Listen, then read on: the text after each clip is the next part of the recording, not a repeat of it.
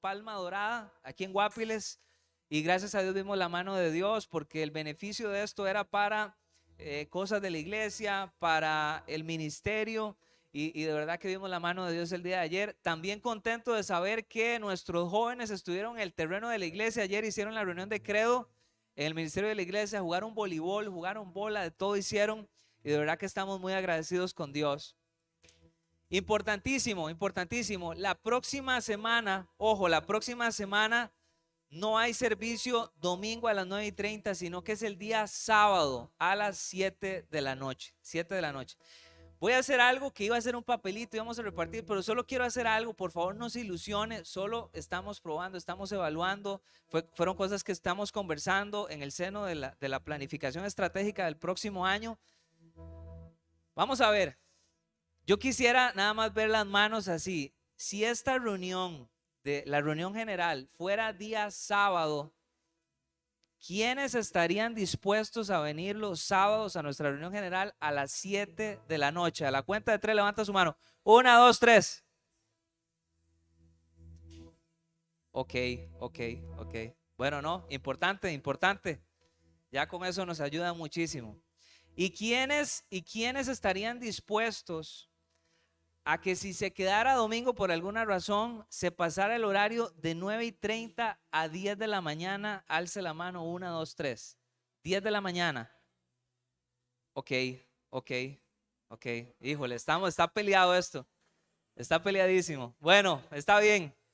Importante entonces, la próxima semana, día sábado a las 7 de la noche. Ay, que usted levantó la mano el sábado y no venga la otra semana el sábado a las 7 de la noche, ¿verdad?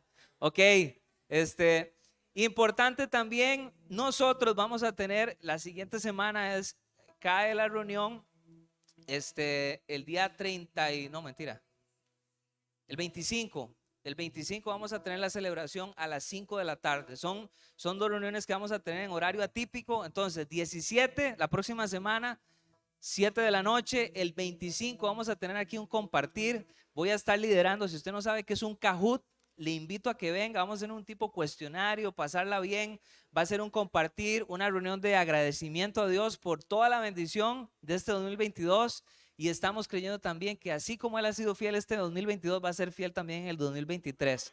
Así que aquí los esperamos el 25 de diciembre a las 5 de la tarde. Tráigase algo para tomarse un cafecito bien rico y compartir con todos. Sin más, ustedes saben que todos los martes a las 8 de la noche estamos en un tiempo de oración. Próximamente el otro año vamos a tener otra dinámica, porque a veces decimos, sí, a las 8 de la noche, donde quiera que estés. ¿Cuántos se conectarán a orar a las 8 de la noche? Esa es la gran pregunta, pero sé que siempre hay peticiones, necesitamos estar orando. Entonces el próximo año vamos a tener una dinámica distinta con esto de la reunión de oración. Los jueves ayunamos y los sábados es nuestra reunión de jóvenes credo, ¿verdad? Todos los jóvenes de 12 a 17 pueden venir a las 3 de la tarde a este lugar. Sin más, quisiera pasar a un tiempo muy importante. Uy, sí, perdón. El ministerio de Movido, resulta que hicimos una tamaleada tan brava que quedaron tamales. Entonces, hoy están a la venta la piñita a 1,200 colones. También tenemos la promoción, ¿verdad? Ni siquiera en liquidaciones americanas, ni en el bodegón, nada de eso. Aquí tenemos 20 naranjas a 1,000 colones, 20 naranjas. ¿A dónde ustedes encuentran eso? En Vida Abundante Pocosí. Tenemos yucas, 4 yucas en 1,000 colones, o si son muy grandes, en 2 yuquitas en 1,000 colones, pero eso lo tenemos ahí. Todo esto para el beneficio de verdad de Movidos. Seguramente es lo que estamos planeando este fin de año, tener una fiestita navideña para niños. Entonces mucho de esto va para esa causa. Sin más, quisiera que pasáramos un tiempo muy importante también, que es el tiempo de nuestros diezmos y ofrendas. Yo debo decir que todas las vidas abundantes motivamos a que usted pueda dar un diezmo de aguinaldo. ¿Cuál es el fin de esto? Es nuestro proyecto que se llama Metro a Metro. Posiblemente las próximas semanas estemos enviando un video para que usted se lo pueda mandar a contactos, amigos que quieran unirse a este proyecto, que es el proyecto de la primera etapa de construcción de nuestra iglesia. Sería mudarnos de aquí, irnos para el terreno, que es un milagro de Dios que tengamos, y entonces ahí comenzar seguramente con unos toldos industriales, un par de toldos, uno de 200 metros cuadrados, uno de 100, para que podamos estar allá. Entonces, todo lo que podamos recaudar y gracias a su generosidad va a ser utilizado para este proyecto metro a metro. Lo que estamos haciendo es vendiendo metros a 25,000 colones para poder sufragar este proyecto que esperamos marzo, abril del otro año poder estar ya allá en el terreno de la iglesia. ¿Cuántos dicen amén a eso? Amén. Por la gracia de Dios vamos a ver eso. Y tenemos un verso para los diezmos y ofrendas que está en Salmos 23, versículo 1. Dice en la Nueva Traducción Viviente: el Señor es mi pastor, tengo todo lo que necesito. El trabajo es mi pastor, tengo todo lo que necesito. No, no dice eso. El dinero es mi pastor y entonces tengo todo lo que... El Señor es mi pastor. Si Él es mi pastor, nada me falta, decía el rey David, y espero que usted y yo también lo podamos decir con esa convicción de que Él es quien suple nuestras necesidades. Así que va a estar pasando Kendall y Vane, también lo pueden hacer de una manera fácil, rápida, a través de Simpe Móvil al 8432-8433. 8432-8433 o escanean el código QR si quieren hacer una transferencia. Vamos a orar. Señor, gracias por tu amor, gracias por tu fidelidad. Gracias, Señor, por el milagro de que aún siendo nosotros infieles, tú permaneces fiel, Dios. Venimos delante de ti trayendo, Dios, esto que tú nos has permitido administrar. Nuestra bendición es tuya, viene de ti. Tú eres el dador de los talentos, de los dones. Aquello que yo puedo creer que es que con el sudor de mi frente trabajé. Tú eres quien permite que yo tenga vida para emprender esto, Señor. Gracias por tu cuidado, gracias por el techito, la ropita, gracias por el abrigo, Señor. Gracias porque quizá haya alguien en escasez en este momento, pero hoy puedo yo levantar la mano y ser también un canal de bendición, Dios, para poder traer bendición a otras personas.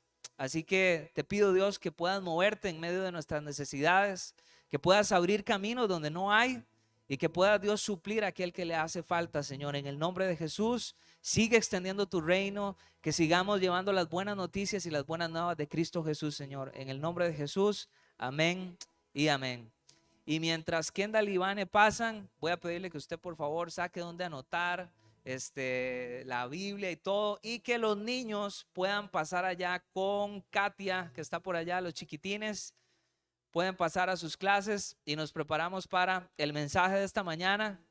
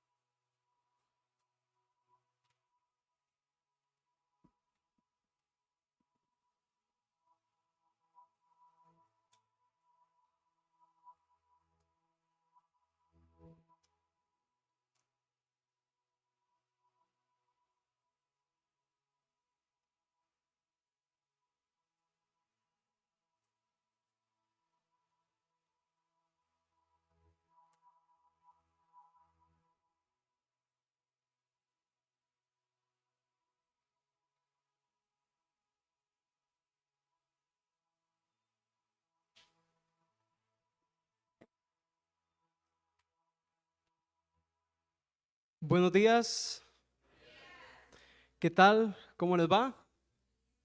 ¿Todo bien? Nada más déjenme terminar de acomodarme.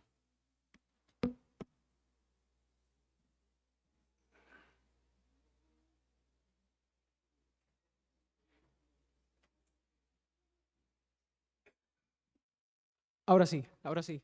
Gracias. Es que no podía verlos a ustedes aquí, entonces sentía como que no podía. Espero que estén muy bien. Es un gusto estar por acá. Yo veo personalmente varias caras que para mí son nuevas. Mucho gusto, mi nombre es Fabián, y es un honor, un privilegio, una gran responsabilidad hoy poder estar acá compartiendo el mensaje de Dios para ustedes. Para quienes nos acompañan por primera vez, esperamos que se sientan de verdad en casa y que lo que hoy Dios ha preparado para nosotros rete nuestras vidas, nos impulse a ser mejores, a ser cada vez más como Jesús, acercarnos a Él. Esa es la meta, salir confrontados, retados y motivados por la palabra. La semana pasada iniciamos una nueva serie de enseñanzas que se llaman Historias de Navidad. ¿Por qué historias de Navidad? Porque precisamente vamos a estar abordando todo lo que tiene que ver con el nacimiento de Jesús, pero desde diferentes perspectivas, desde diferentes ángulos. Vamos a estarlo trabajando durante este mes de diciembre. Por eso historias de Navidad, todo lo que está alrededor de ese gran nacimiento que posteriormente nos dio vida eterna a nosotros. La semana pasada, el Paz nos hablaba del nacimiento de un verdadero rey y cómo Dios hace todo perfecto, porque Jesús nace en un momento político y social muy particular y era el momento del gran avance del Imperio Romano y cómo Jesús llega a nacer en el momento que está Augusto César, uno de los grandes emperadores que se creía un Dios, que le decían hijo de Dios, que la gente lo veía como una deidad y no como lo que realmente era, un simple mortal como usted y como yo. Pero nació el verdadero rey que fue Cristo Jesús. Y hoy vamos a ver otra perspectiva, de las historias de Navidad. Y hoy vamos a ver a los papás del rey. Hoy vamos a ver a los padres del rey. Y quiero leerles rápidamente una historia para que veamos qué tan grande era ese trabajo que tenían que hacer los papás del rey. Voy a leerles rápidamente Lucas 2, del 41 en adelante. Dice: los padres de Jesús subían todos los años a Jerusalén para la fiesta de la Pascua. Cuando cumplió 12 años, fueron allá según era la costumbre. Terminada la fiesta, emprendieron el viaje de regreso. Pero el niño Jesús se había quedado en Jerusalén, sin que sus padres se dieran cuenta. Ellos, pensando que él estaba entre el grupo de viajeros, hicieron un día de camino mientras lo buscaban entre los parientes y conocidos. Al no encontrarlo, volvieron a Jerusalén en busca de él. Al cabo de 3 días lo encontraron en el templo, sentado entre los maestros, escuchándolos y haciéndoles preguntas.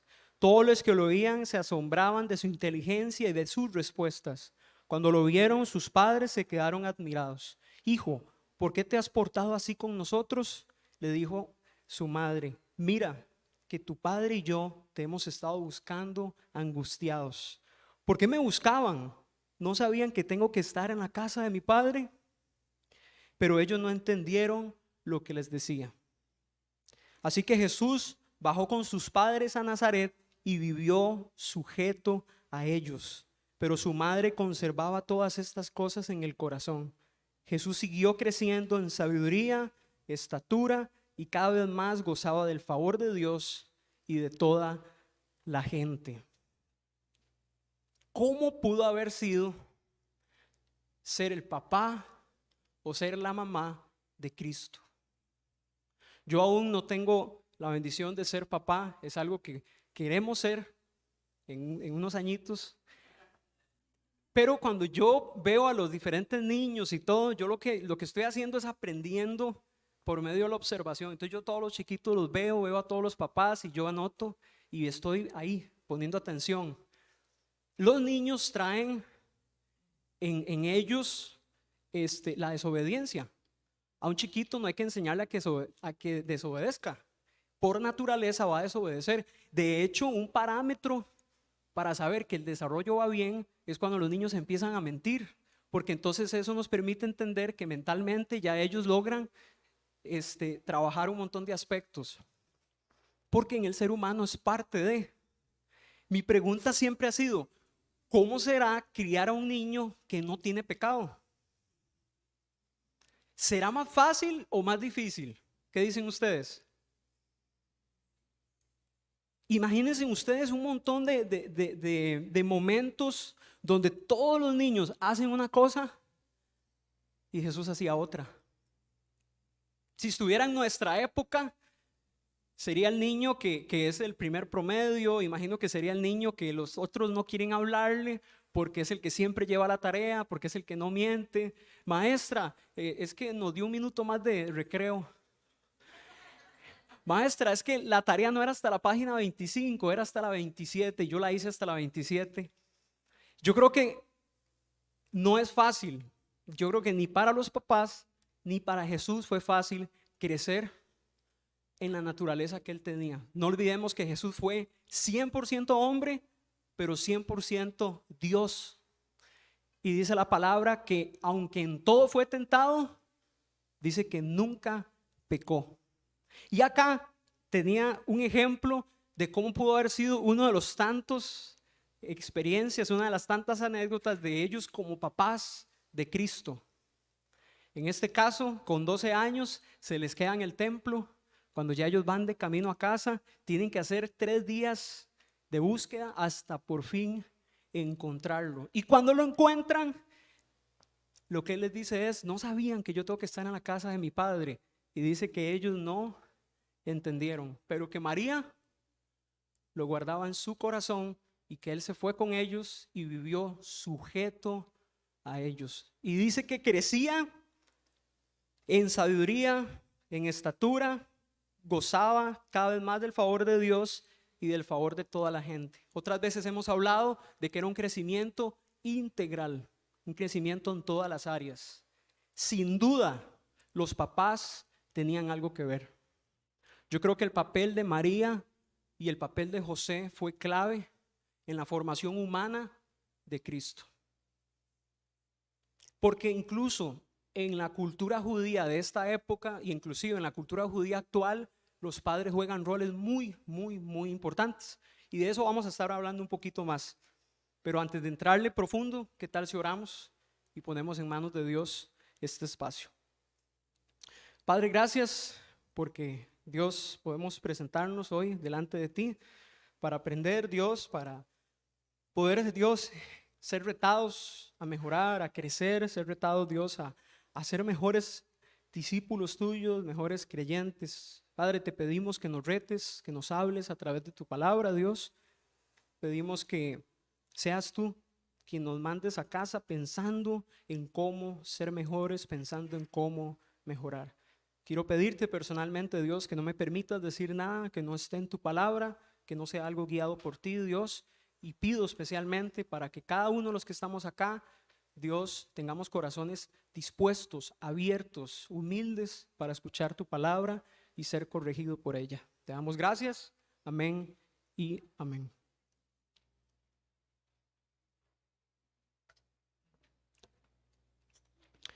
Dos papás que tuvieron un trabajo muy importante que hacer, y yo creo que muy difícil también. Vamos a abordar a los dos y vamos a preguntarnos qué tenía María y qué tenía José que llamó la atención de Dios para que los escogiera a ellos como los padres terrenales de Cristo. ¿Qué era lo que habían ellos para que Dios fijara su mirada y tomarlos en cuenta para esta tarea? Dios tomó en cuenta a Moisés, a Josué, a Abraham, a Isaac, a Daniel. Dios tomó en cuenta a otro montón para diferentes trabajos. Para María y José los tomó en cuenta para este en específico. ¿Pero por qué? Y yo creo que la Biblia misma nos regala detalles del por qué fueron escogidos. Entonces, vayamos primero a Lucas 1, del 26 al 38, para que veamos a María y le pongamos atención a María, quién era María, y tratemos de profundizar en lo que este pasaje nos regala. Lucas 1, del 26 al 38. Esto es previo al nacimiento de Cristo. Vamos a estar viendo cómo recibe María el anuncio de que va a ser la mamá de Jesús, y luego vamos a ver cómo José recibe también la noticia de que va a ser el papá de Jesús. Y en estos textos yo creo que encontramos muchas cualidades, actitudes y muchos ejemplos en ellos. Dice, versículo 26 de Lucas 1. A los 6 meses, Dios envió el ángel Gabriel a Nazaret, pueblo de Galilea, a visitar a una joven virgen comprometida para casarse con un hombre que se llamaba José, descendiente de David. La virgen se llamaba María. El ángel se acercó a ella y le dijo: te saludo, tú que has recibido el favor de Dios, el Señor está contigo.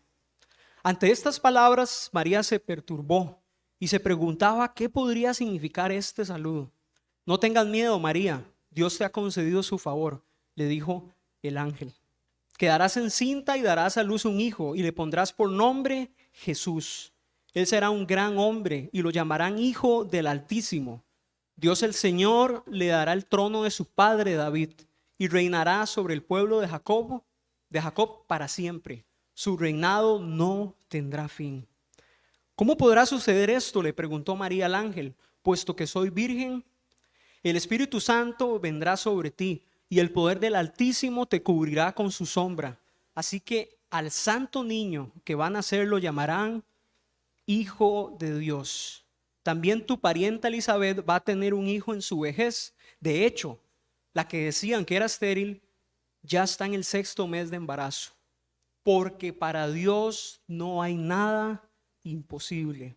Aquí tienes a la sierva del Señor, contestó María, que Él haga conmigo como has dicho. Con esto el ángel la dejó. Esta es una historia, ¿verdad?, que hemos escuchado, hemos leído, y yo creo que muchas veces hemos estudiado y hemos visto a María. Y yo creo que lo que vamos a hablar hoy de repente no es nuevo para ustedes porque lo hemos leído y lo hemos hablado. Tal vez una pregunta clave por ahí es: ¿qué nos modela María? ¿Qué es lo que nos muestra? Pero antes de entrarle, yo quiero regalarle a usted algunos datos a nivel de contexto cultural, histórico, que nos permite enmarcar el momento en el que están.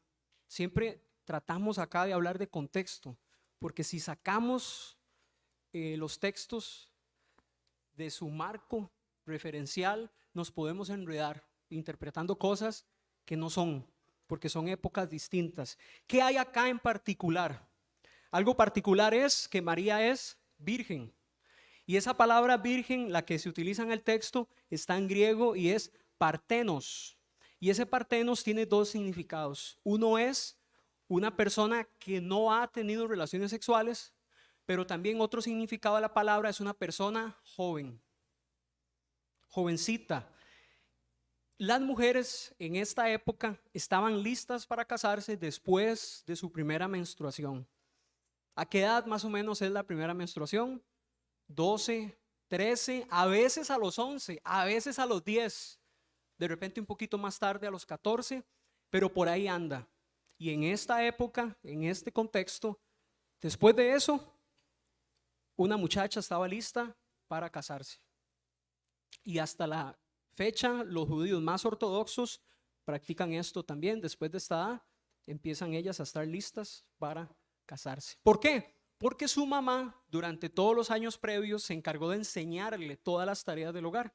Se encargó de enseñarle todo lo que una mujer tiene que hacer en la cultura para cumplir con su rol de mamá. Entonces, ya eso nos da dos detalles de María. ¿Cuáles detalles? Era virgen, nunca había tenido relaciones sexuales, y dos, era jovencita. Yo pienso que no más de 15, de entre 12 y 15 años puede ser la edad de María. A nosotros nos sorprende, para ellos es normal. ¿Qué otro detalle clave acá? María es descendiente del rey David. No solamente José lo era, sino que los dos eran descendientes del rey David. Y eso es un dato perfecto. ¿Saben por qué? Porque hoy en día hay personas que dicen: Jesús no es el Mesías, porque él, ojo este detalle que la gente se inventa, porque si él no venía de José, sino que venía de María, en su sangre, la gente dice, no está la tribu de Judá. Pero Dios hace todo perfecto. Entonces, ¿qué hizo Dios? Escogió a 2 personas de la tribu de Judá, tanto María como José. Entonces, no hay quite. Él viene de la tribu de Judá. La tribu de Judá está en su sangre. Y si ustedes leen tanto en Lucas como en Mateo, viene la genealogía de Cristo. Una desde la perspectiva de José, la otra desde la perspectiva de María. Y ambas son de la tribu de Judá, descendientes de David. ¿Qué más? ¿Qué más es importante acá? Dice que ella está casada. Otras versiones dicen que está comprometida. Eso es otro detalle que es diferente para nosotros. Para nosotros existe el noviazgo, el compromiso y el matrimonio, ¿cierto? Son como 3 etapas acá. Ahora se han inventado una cuarta, que son como los amigobios, que es antes del noviazgo. Allá ellos, allá cada quien.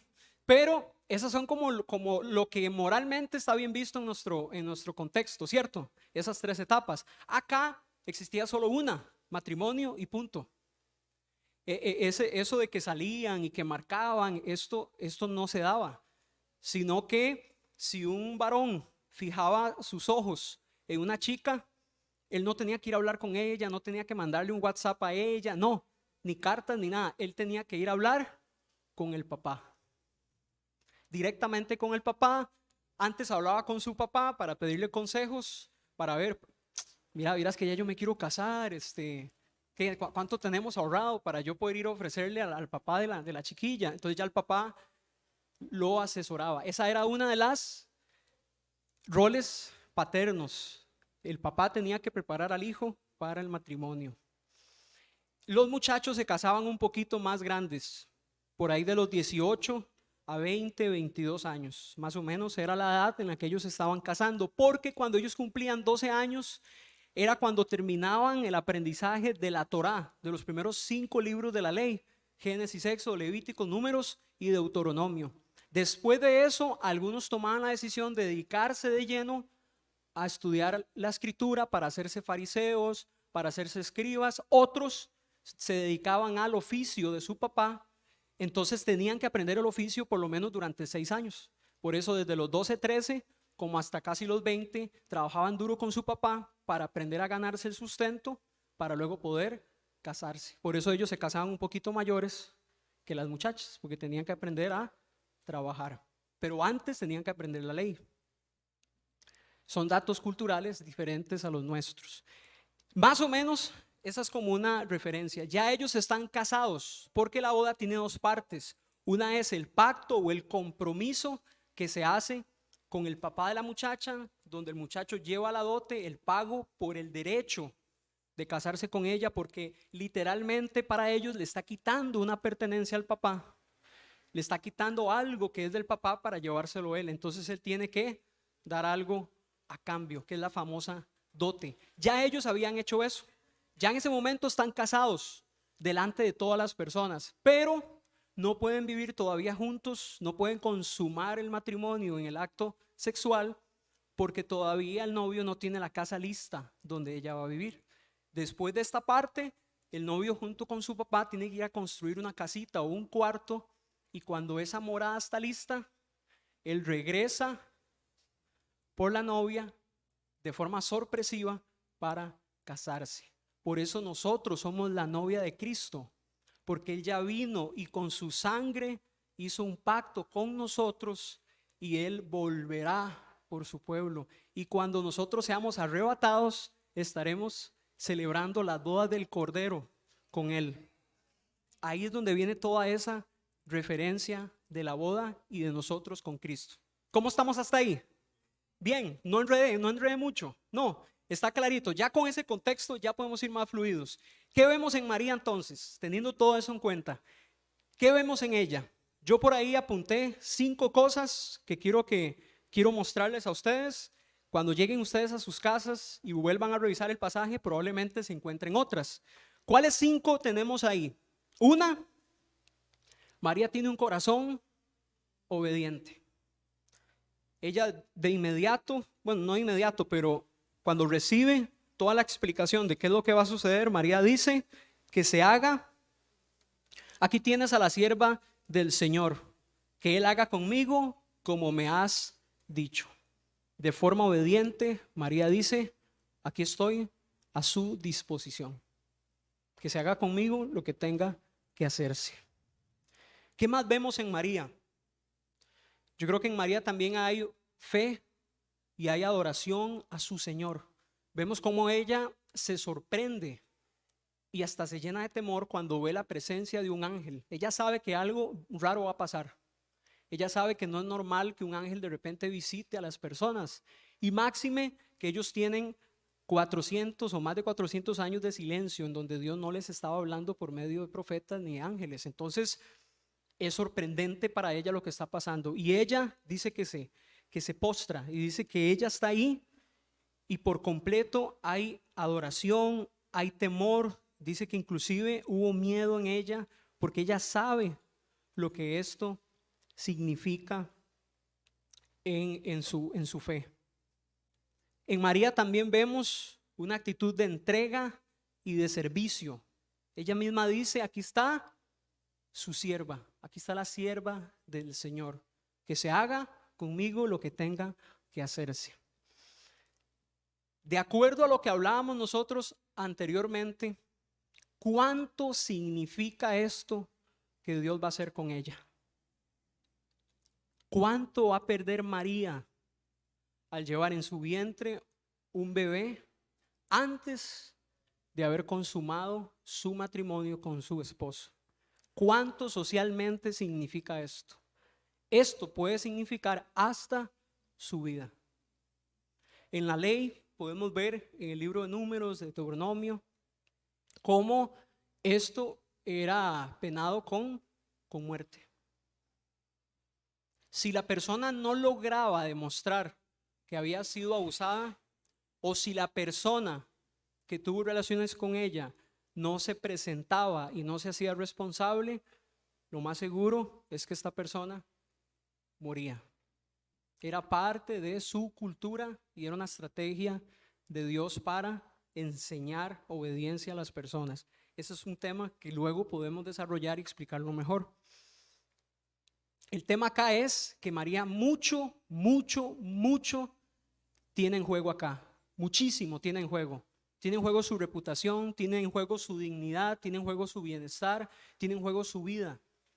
Todo está en juego. Ella es la que va a quedar socialmente como la gran impostora, la gran deudora.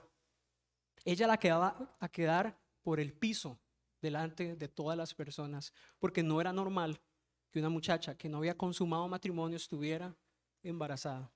Y cuando ella contara de qué se trata, no solamente hubiera quedado mal, sino que hubiera quedado como la loca del barrio, porque esta historia la gente no la iba a creer.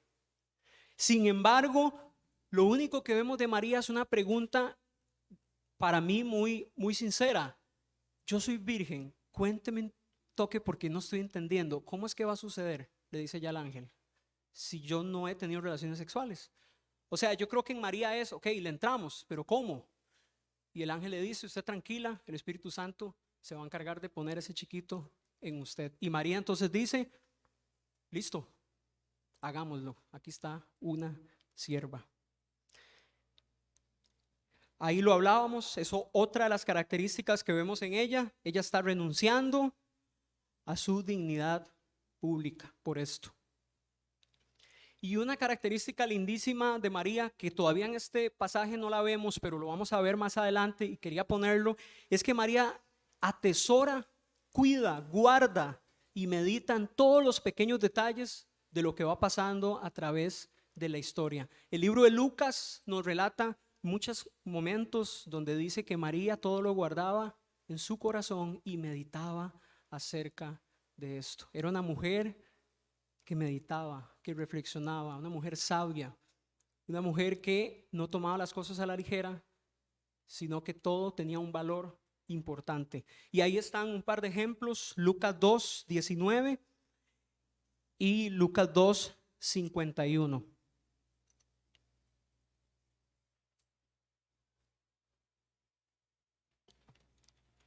Podemos ponerlos por ahí, pueden verlos. Dice Lucas 2:19,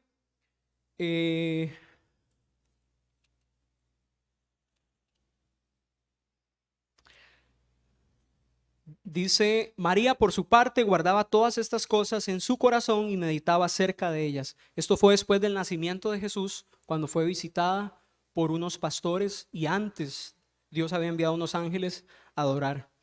Más adelante, en el texto que estuvimos leyendo al inicio, dice que también María conservaba todo en su corazón, todo lo guardaba ella. María fue escogida para ser madre de Jesús. ¿Qué implicaba esta escogencia? ¿De qué se trataba el rol de una mujer judía o una mamá? Hay 5 cosas que quiero mencionarles para que tengamos una idea de lo que estuve investigando, tanto de la época de Cristo como la época actual. La mujer está a cargo de llenar de contenido, de vivencia, la vida espiritual de los hijos. El papá pone el marco de acción, el papá es el que pone los límites porque es el que enseña la ley a sus hijos, pero la mamá es la que llena esa ley de contenido y de sentido. Cada regla que es indicada por el papá es la mamá la que enseña cómo ponerla en práctica. En el día a día es la mamá la encargada de que ese hijo tenga una relación con Dios, tenga una vivencia personal. Ellos le llaman la presencia divina. Es la que se encarga de que la presencia divina esté en la casa, así como lo entienden ellos. Ella está encargada también del crecimiento y la instrucción diaria de sus hijos. La comidita, el consejo, el consuelo, el cuidado diario viene de parte de la mamá. El amar y servir desinteresadamente a su familia es parte del rol que se esperaba de ellas. Y lo que hablábamos, un rol fuerte es cuando hay hijas, son las encargadas de preparar a estas muchachas para cuando tengan que ser mamás, esposas y tener su familia. Y otra de las tareas que pude encontrar por ahí, que ya la tenemos desde el inicio en Génesis, es que ellas son la ayuda idónea de su esposo, son el complemento. Ellas vienen a hacer algo que el esposo no puede hacer. Por eso es un complemento, porque el trabajo lo hacen entre los dos. Y algo que leía muy lindo es que en el matrimonio dice que, en la crianza de los hijos hay 3 socios, dicen los judíos, los 2 papás y Dios. La crianza para ellos es un trabajo de 3, papá, mamá y Dios. Y yo creo que desde acá ellos también lo estaban viviendo. Pregunto, de acuerdo a los rasgos de María que veíamos antes, ¿creen ustedes que cumple con lo necesario para ser una mamá de esa época?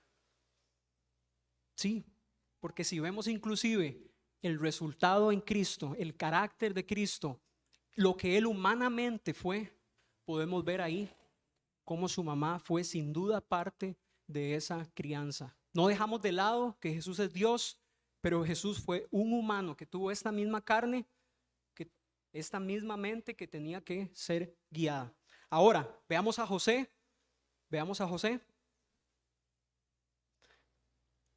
Para eso vamos a ir a Mateo 1, versículos del 18 al 25.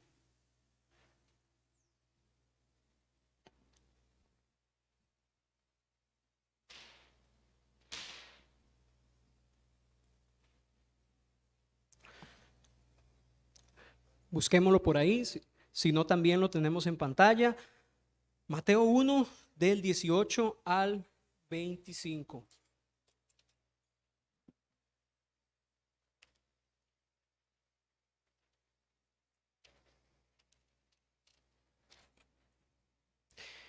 El nacimiento de Jesús el Cristo fue así.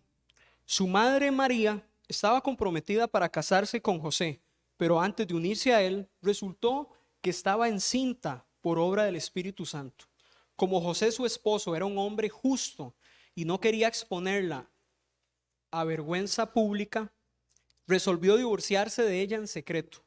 Pero cuando él estaba considerando hacerlo, se le apareció en sueños un ángel del Señor y le dijo: José, hijo de David, no temas recibir a María por esposa, porque ella ha concebido por obra del Espíritu Santo. Dará a luz un hijo y le pondrás por nombre Jesús, porque él salvará a su pueblo de sus pecados.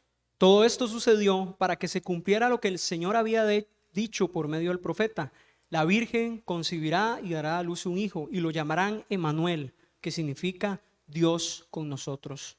Cuando José se despertó, hizo lo que el ángel del Señor le había mandado y recibió a María por esposa, pero no tuvo relaciones conyugales con ella hasta que dio a luz un hijo, a quien le puso por nombre Jesús.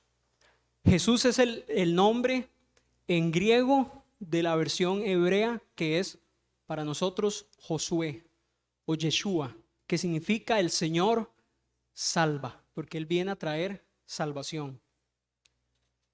¿Qué vemos entonces en José? José es el papá, es el encargado de cuidar y proveer para la familia. Según esa investigación que me puse a hacer, cuidar y proveer para la familia.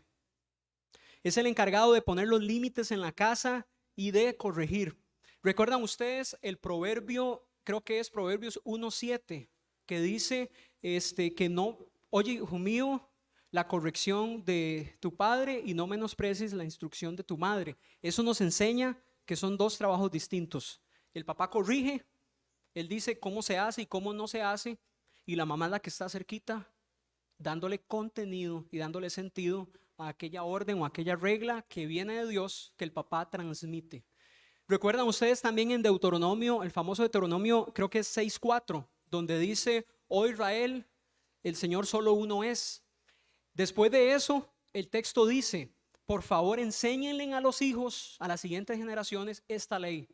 ¿Cómo? Mientras van por el camino, mientras trabajan, mientras hacen los quehaceres, enséñenles a sus hijos a cumplir el mandato, a cumplir la ley. ¿De quién era ese trabajo? Del papá. En esta época, en la época de Cristo, existía algo que se llamaban las sinagogas. Las sinagogas eran como lugares de reunión donde ellos los sábados iban, celebraban el Shabbat, estudiaban la ley, y ese día habían bastantes enseñanzas, lo suficiente para que el papá después llevara esa instrucción a su casa y le alcanzara para toda la semana. Hasta la fecha ellos tienen planes de lectura anuales, semanales, mensuales, para que el papá se siente con sus hijos a estudiar la palabra y de esa forma transmitirles el mensaje. ¿Se entiende? Más o menos por dónde va el rol en este caso del papá. También era el encargado de transmitir ese temor a Dios. Que ese temor a Dios en nuestra cultura es muy, muy, muy, muy distinto a la cultura que está del otro lado del mar. Muy distinto. Para nosotros la palabra temor es algo muy diferente a como ellos lo viven. También era el encargado de enseñarle un oficio a sus hijos varones y prepararlos para la boda. ¿Qué se hace, qué no se hace en la primera noche? ¿Cómo tiene que usted trabajar? ¿Cómo es que usted tiene que administrar el dinero? ¿Cómo usted va a hacer el sustento para su familia? ¿Cómo es que se pagan los impuestos? ¿Cómo le enseñamos para que Roma no le dé por la jupa y no pague más de lo que tiene que pagar? Todo eso era parte de la instrucción del papá a sus hijos en este momento de la época de Cristo. Y, por supuesto, parte del trabajo era, junto con su esposa, liderar la familia. Como lo decíamos antes, ser socios de Dios en la crianza de los hijos. Este era el trabajo que tenía que hacer José. Pero ¿quién era José? Acabamos de leer el texto y el texto nos regala algunas características de José. Pongámoslas por ahí, ya las leímos y conforme las veamos vamos a ir recordando de dónde salió, dónde está en el texto eso. ¿Qué nos modela José? Veamos. Lo primero que vemos en el texto es que hay una preocupación por el bienestar y por la dignidad de María. Decía el texto que cuando él se entera de lo que está pasando, le tuvo que haber llegado el chisme. Ya María tiene algunos días, meses de embarazo. Cuando a él le llega el chisme de lo que está sucediendo, cuando él se entera, dice, a mí me encanta esto, dice que como era un hombre justo y no quería exponer la vergüenza pública, resolvió a divorciarse de ella en secreto. Hay una preocupación de él por María como persona. Él está dando a ella el lugar que se merece como mujer y como su esposa. ¿Por qué? Porque la misma ley le daba a él la autoridad de públicamente denunciar a María para que todas las consecuencias y toda esa ira de Dios cayera sobre ella en el castigo de la muerte. Sin embargo, José, cuando se entera de la historia, no sabemos si la creyó o no, pero él toma la decisión de hacer un divorcio en secreto. ¿Qué significa eso? Eso significa que a partir de ese momento a él iban a cantar la famosa canción del venado. ¿Por qué? Porque él está asumiendo toda la vergüenza. En el momento que él hace un divorcio en secreto, él está diciendo al mundo: me dieron por la jupa y yo lo acepto y no lo denuncio y soy un hombre tranquilo viviendo con eso. Entonces le iban a cantar la famosa canción del venado. Ustedes la conocen, ¿verdad? Eso es lo que está haciendo José. Por eso la Biblia dice que era un hombre justo. ¿Por qué justo? Porque no estaba deseándole el mal a María, porque no estaba tomando en sus manos la justicia de Dios, no estaba siendo vengativo con ella, sino que está intentando cuidar su vida. Está preocupado por su dignidad, por su bienestar. En José hay una renuncia a su reputación. No importa quedar como el cuernudo delante de todos, lo importante es que ella permanezca con vida. Y quien quiera que sea ese chiquito, que nazca con bien. Es un hombre justo. Otra cualidad es la obediencia y compromiso con el Señor. ¿Por qué? Porque después de que Dios le explica, ¿qué hace José? Obedece. No se divorcia, sino que se hace cargo de María y del hijo y lo toma como suyo y lo cría como suyo. En la Biblia dice que Jesús era hijo de José el carpintero. La palabra que viene ahí en griego es más o menos como tectón, que es básicamente un albañil o un constructor. No necesariamente de madera, porque Israel es una tierra muy árida. Entonces de repente no hay tanta madera como lo hay en América. Lo más probable es que eran más trabajos en piedra, porque eso sí abundaba muchísimo en aquel lugar. Entonces era un trabajo fuerte. Es decir, que probablemente Jesús sí tuvo cuadritos, sí tuvo sus buenos músculos, porque no fue un trabajo fácil físicamente el que él aprendió de su papá. Tenía que ser un hombre fuerte. Algo que vemos también de José es la sabiduría. La sabiduría. A mí me parece un hombre demasiado sabio. Ese detalle que nos regala Mateo al final es importantísimo, importantísimo. Mateo, ojo lo que dice Mateo. Y yo espero que nunca más vean ese versículo por encima, sino que desde ahora se lo lleven en sus mentes y un día cayó un ateillo por ahí peleando, ustedes le sacan a ese versículo. Dice: pero no tuvo relaciones conyugales con ella hasta que dio a luz un hijo, a quien le puso por nombre Jesús. ¿Qué significa eso? Que no hay ninguna posibilidad humana de que ese chiquito fuera sangre o tuviera el ADN de José. No hay ninguna posibilidad de que ese niño viniera del esperma de José. ¿Por qué? Porque él sabiamente, Dios no le dio la instrucción, o al menos no lo dice el texto, sino que él, con los 3 o 4 o 5 dedos de frente, no sé cómo andaba él y yo, pero con la frente que él tenía le alcanzó para decir: yo no voy a tener relaciones con ella para que no se pierda la esencia de este milagro. ¿Por qué? Porque en la ciencia nos encanta jugar con los numeritos. Y si ellos se hubieran casado en este momento, no sabemos cuántos meses realmente tienen. Pero si ellos hubieran tenido relaciones sexuales, la gente hubiera dicho: no, es que sí es hijo de José, solo que es 7 mesino. Es hijo de José, pero es de 8 meses. O es hijo de José y es de 6 meses y lo tuvieron en incubadora. No, no podemos decir eso absolutamente de ninguna forma, porque el texto es claro. Ellos no tuvieron relaciones sexuales hasta que nació Cristo. Por lo tanto, el milagro que estamos viendo acá es 100% verídico. Y eso Dios lo pone en el corazón de José, y José con mucha sabiduría toma esta decisión, que también a nivel social, a nivel de masculinidad, era una decisión importantísima la que él estaba tomando. ¿Por qué hablar de José y María? ¿Por qué? Siempre hablamos de Cristo y tenemos que hablar todos los días de Cristo, pero yo creo que es importante notar que dos personas que son como usted y como yo, mortales, iguales, dos personas que son absolutamente iguales a nosotros, fueron tomados en cuenta para un trabajo como este. Y no es casualidad. Hubo algo en ellos, en su carácter, en su forma de ser, que Dios fijó su mirada, lo desarrolló más y los utilizó. Y el ejemplo de ellos, yo creo que tiene que ser un buen parámetro para nosotros, para saber cómo se comporta una mujer, cómo se comporta un hombre, cómo se comporta una esposa, cómo se comporta un esposo, cómo se comporta una mamá y cómo se comporta un papá. Yo no sé si usted cumple con los tres roles en este momento. Yo ahorita cumplo con dos de esos. Y ya todo lo que está haciendo José a mí me reta demasiado. Yo no sé qué hubiera hecho yo en esta posición. Ya lo que hace María acá es demasiado. Y es una jovencita.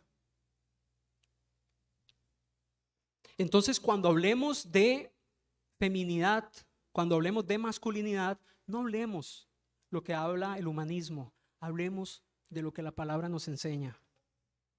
Esto sí es un hombre, compas, esto sí es un hombre. José es un varón de verdad.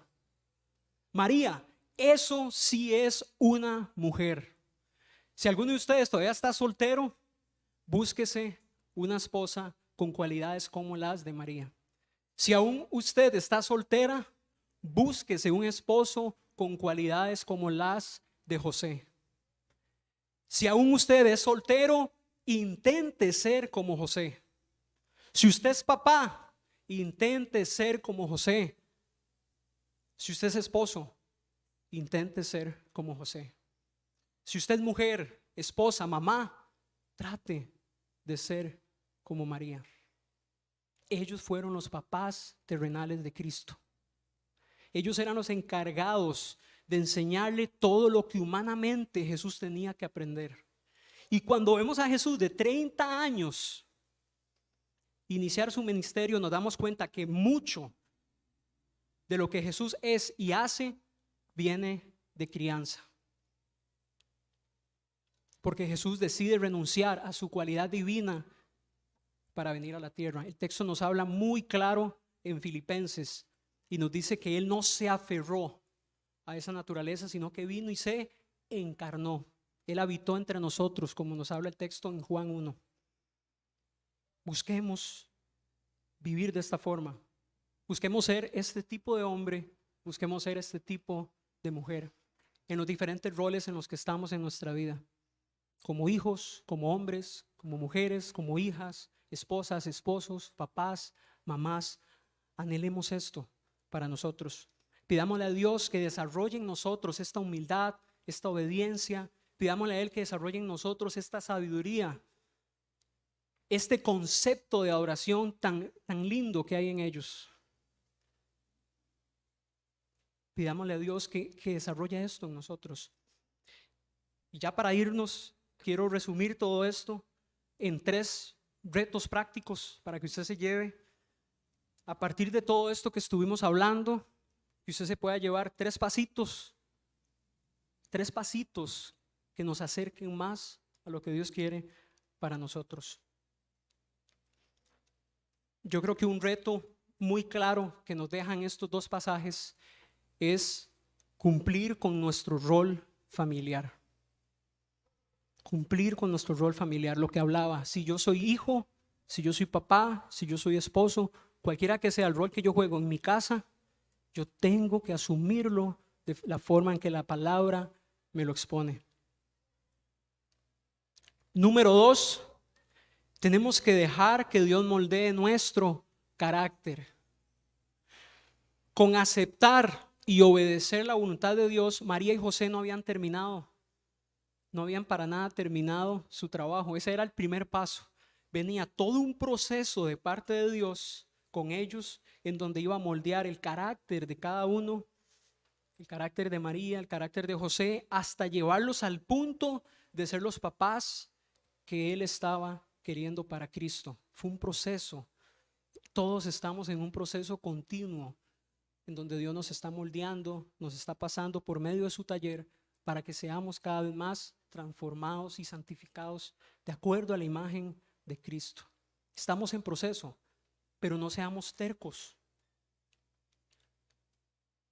Seamos blandos para que Él nos moldee. Porque si somos duros, Él va a tener que moldearnos con más fuerza. Conviene ser personas más blandas para que no nos toque tan fuerte. Y número 3, obedecer la voluntad de Dios. Es algo que en María y José vemos. Obedecieron la voluntad de Dios y lo pusieron en práctica. Eso es lo que nos corresponde a nosotros. ¿Cuál es la voluntad de Dios? La que viene en su palabra. Lo que nos dice la palabra es la voluntad de Dios. Hay otros detalles en camino que Él nos va a ir mostrando en oración, en lectura, pero ya en la Biblia hay un montón de cosas que son claves de su voluntad para nosotros. Ya hoy aprendimos varias. Seamos obedientes a esto que está acá. Y de esta forma vamos a ir creciendo como discípulos de Cristo. Vamos a irnos pareciendo a Él cada vez más, porque ese es el reto. Este que está aquí parado es el primero que tiene que pasar por este proceso para cada día ser moldeado de acuerdo a la imagen de Cristo. Me cuesta, fallo mucho como esposo, fallo mucho como hombre, pero ahí estamos todos los días tratando de vivir lo que está acá. Llévense en esos 3 retos, llévense en los pasajes, estúdienlos en casa, sáquenle en el jugo, saquen preguntas, investiguen más, crezcamos más, aprendamos más y eso nos va a permitir ser mejores discípulos. Oremos. Padre, gracias por este tiempo que nos diste, Dios, para estudiar tu palabra. Gracias, Dios, por tu mensaje. Dios, gracias por tu reto para nosotros. Dios, queremos pedirte que, Dios, todo nuestro ser, toda nuestra vida, Dios, pueda ser un reflejo de Cristo. Que todo lo que somos, Dios, sea un reflejo de lo que quieres ver, Dios, del modelo que nos dejó Jesús. Pero también, Dios, permítenos aprender de María, permítenos aprender de José, el modelo que ellos nos han dejado de cómo ser un verdadero hombre, una verdadera mujer, un buen esposo, un buen papá, una buena mamá, una buena esposa. Permítenos aprender de esto y ponerlo en práctica, Dios. Moldéanos, rétanos. Si hoy, Dios, mostraste algo a nuestra vida que tenemos que cambiar, permítenos, Dios, mejorarlo. Danos la fuerza, danos la sabiduría, danos todo lo que ocupamos, Dios, para crecer en lo que vas a hacer en nosotros. Te damos gracias y ponemos en tus manos el resto de la tarde. Amén y amén.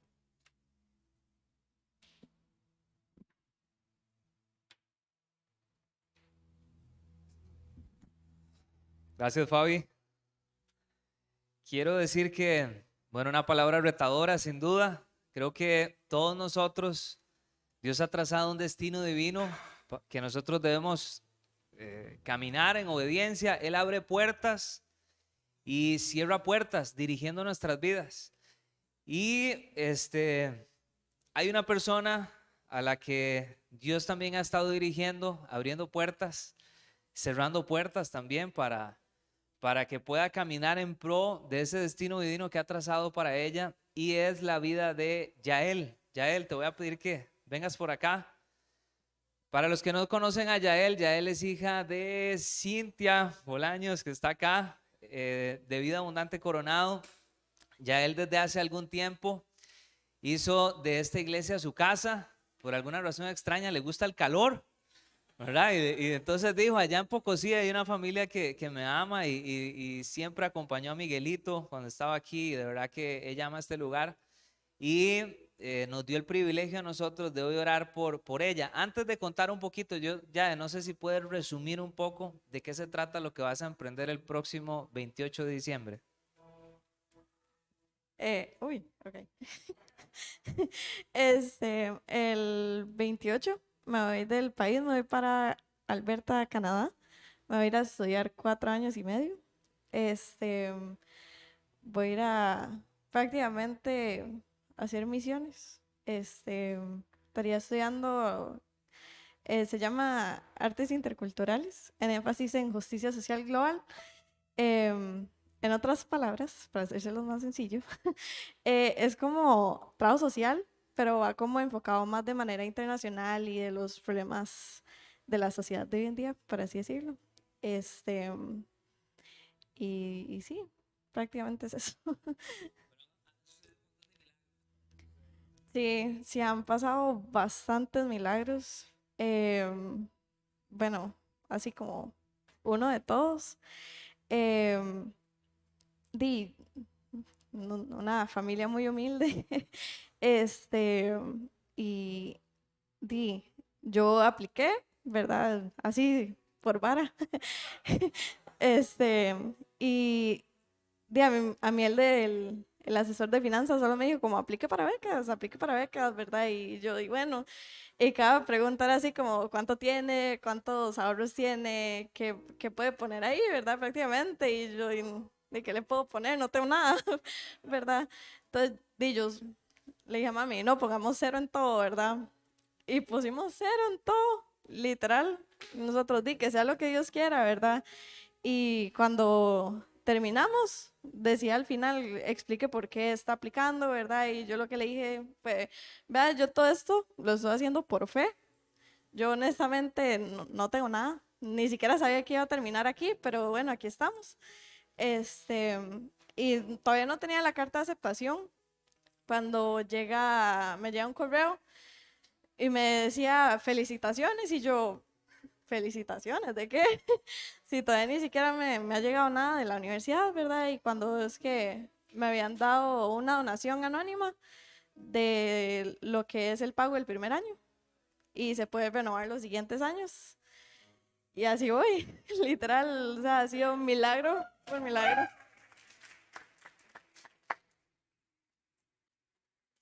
Es increíble, es increíble. Nosotros cuando volvemos a ver lo que tenemos, ¿verdad? A veces podemos tener preguntas, pero cuando vemos lo que Dios tiene, Él es el dueño de absolutamente todas las cosas. Y de verdad que es un milagro.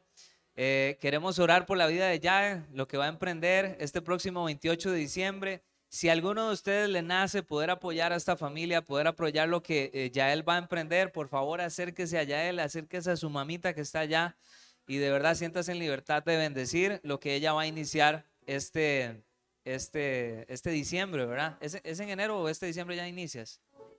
En enero inicias, sí. Hay un texto que me encanta porque nosotros somos la iglesia de Dios. Vean la manera en que Jesús se presenta a la iglesia ya resucitado. Le dice a la iglesia de Filadelfia, escribe al ángel de la iglesia en Filadelfia. Esto dice, así se presenta Jesús ahora. Esto dice el santo, el verdadero, el que tiene la llave de David. Eso es como el que tiene la llave maestra de todos los candados, todos los cerrojos. Yo tengo la llave maestra, el que abre y ninguno cierra, y cierra y ninguno abre. Yo conozco tus obras, yo conozco a Yael. Dice, he aquí, he puesto delante de ti una puerta abierta, la cual nadie puede cerrar.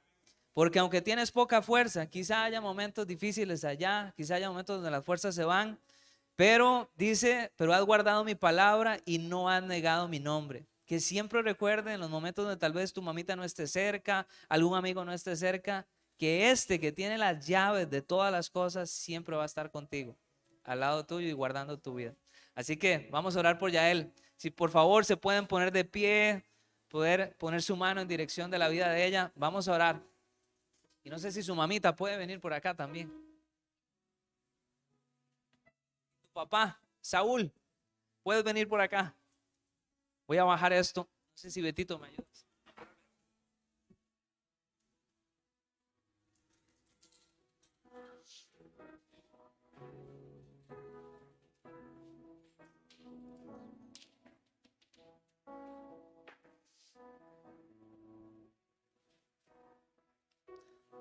Vamos a orar.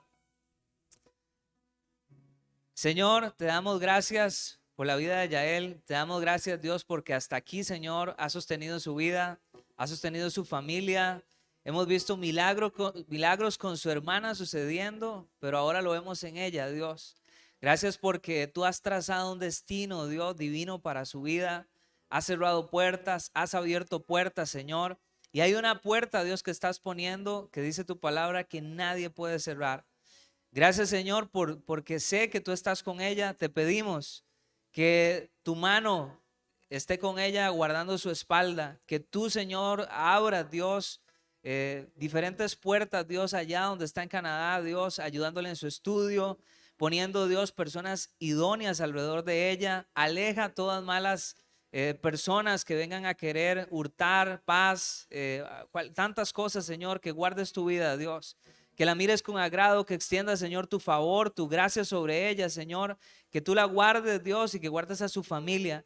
Que tú puedas extender también, Dios, los recursos, Dios, para poder sostenerla allá y que pueda emprender esto que sabemos, Dios, que va a traer mucha bendición a muchas personas cuando ella logre concluir sus estudios. Te pedimos, Señor, por ella. Te pedimos, Dios, para que le des la seguridad, la identidad, Señor, que necesita para estar allá, Señor. Y que veamos tu mano siempre, en el nombre de Jesús. Amén y amén.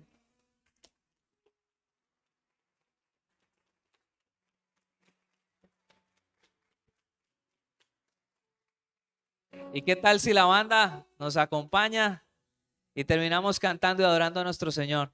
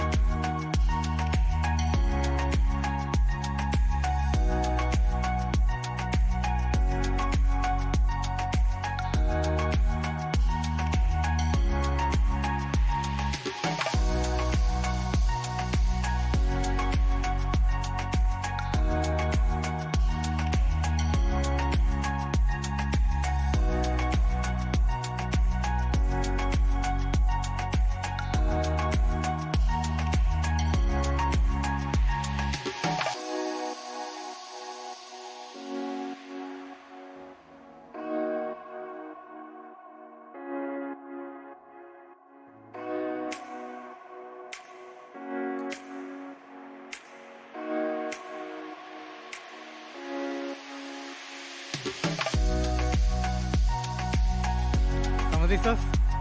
Sí, ya probamos otra vez. Me fue.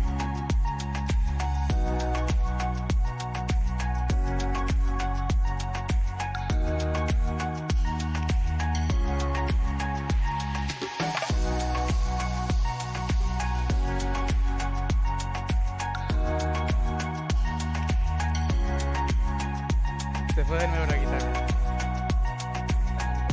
Sí.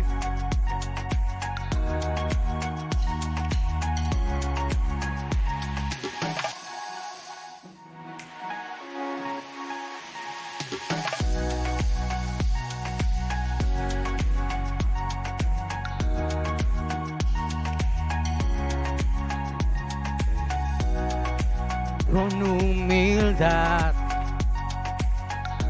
y sencillez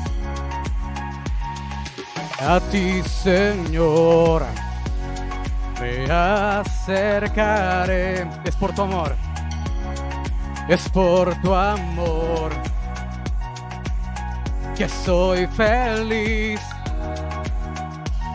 para decir con todo mi corazón, te amo a ti. No hay más que decir. Mi vida es la prueba de mi amor por ti.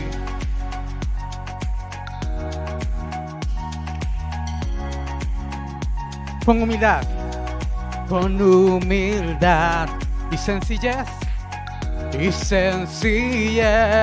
a ti, Señor, me acercaré. Es por tu amor que soy feliz para decir con todo mi corazón, te amo a ti. No hay más que decir. Mi vida es la prueba de mi amor. Te amo. Dígale, Señor, esta es mi vida, prueba de tu amor. Mi vida es la prueba de mi amor por ti.